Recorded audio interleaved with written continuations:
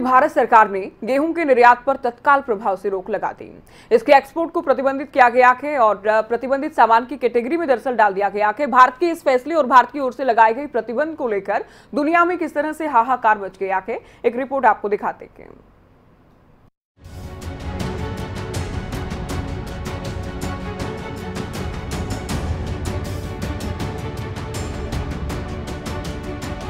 गेहूं जिसकी कमी पड़ जाए तो पूरी दुनिया में हाहाकार मच जाता है। पूरी दुनिया के देश एक दूसरे की मदद से इसकी कमी पूरी करते हैं। रूस यूक्रेन युद्ध ने महंगाई को तो चरम पर पहुंचाया ही, साथ ही गेहूं की कमी को भी उजागर कर दिया, क्योंकि ये दोनों ही देश बड़े तौर पर गेहूं का उत्पादन करते हैं। इसके बाद भारत भी गेहूं के उत्पादन में अपनी एक अलग पहचान रखता है। भारत कई देशों को गेहूं का निर्यात करता है, लेकिन अब भारत सरकार ने एक बड़ा फैसला लिया।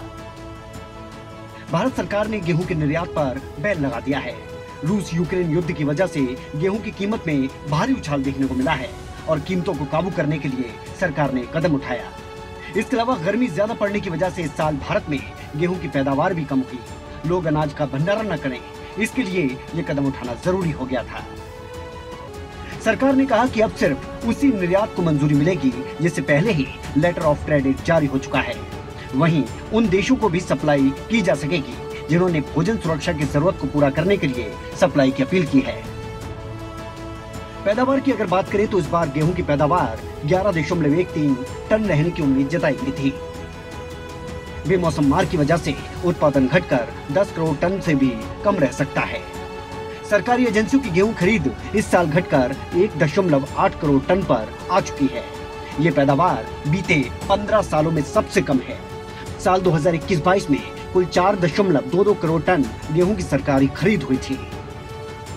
रूस यूक्रेन युद्ध और भारत के गेहूं एक्सपोर्ट पर बैन का दुनिया के बाजार में अब असर दिखना शुरू हो गया है। भारत के प्रतिबंध लगाने से अंतर्राष्ट्रीय बाजारों में गेहूं की कीमतों में और बढ़ोतरी होगी। गेहूं से बनने वाली हर चीज की कीमतों में अब बढ़ोतरी देखने को मिल रही है। बैन का सबसे ज्यादा असर Congo, Afghanistan, Ethiopia, Syria, Sudan, Pakistan जैसे देशों में देखने को मिलेगा। इस साल अब तक गेहूं के दाम में 60% की बढ़ोतरी हो गई है। वहीं G7 देशों ने भारत के इस कदम का विरोध किया है। इन देशों का कहना है कि इससे दुनिया भर में खाद्य संकट गहरा सकता है। एग्रीकल्चर एक्सपर्ट की माने तो भारत को पूरा अधिकार है कि वो पहले अपनी जरूरतों को पूरा करे। G7 देशों को कोई अधिकार नहीं कि वो भारत के कदम पर सवाल उठाए।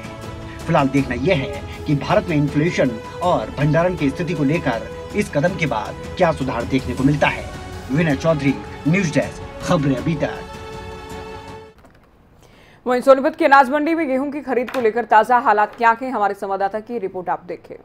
गेहूं की खरीद को लेकर सरकार ने एक बड़ा फैसला लिया है कि दोबारा 31 मई तक गेहूं की खरीद शुरू कर दी गई है।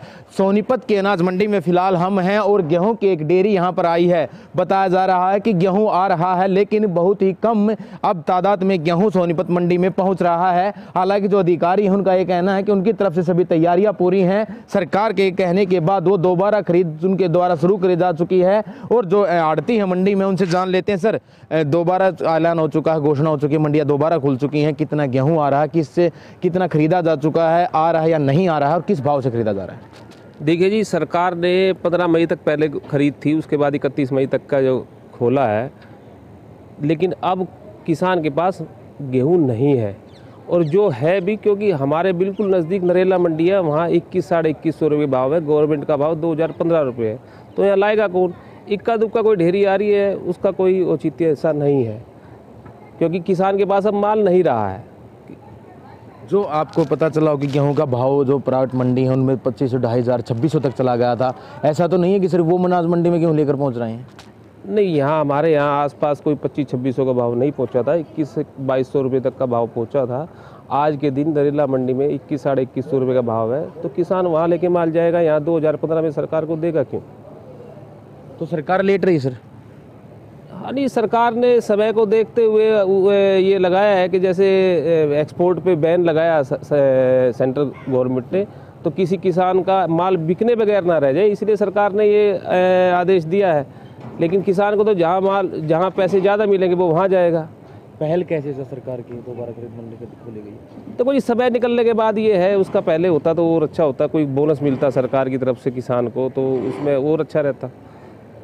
तो कहीं ना कहीं जो मार्केटिंग कमेटी के वाइस चेयरमैन है संजय वर्मा, उन्होंने जानकारी दी है कि मंडी में गेहूं तो आ रहा है, लेकिन कहीं ना कहीं सरकार लेट हुई है और अब जो गेहूं का समय है वो किसानों के पास गेहूं नहीं रहा है। 1 या 2 डेयरी ही मंडियों में आती है और जो नरेला मंडी है वो बहुत नज़दीक लगती है, वहाँ पर भाव ज़्यादा है, इसलिए किसानों का रुख अब की बार नरेला मंडी में है, ना कि सोनीपत मंडी में। बहरहाल देखना अब यही होगा कि 31 मई तक कितना गेहूँ सोनीपत के अनाज मंडी में पहुँचता है और कितनी खरीदारी सरकार करती है। सोनीपत से नितिन अंतिल, खबरें अभी तक।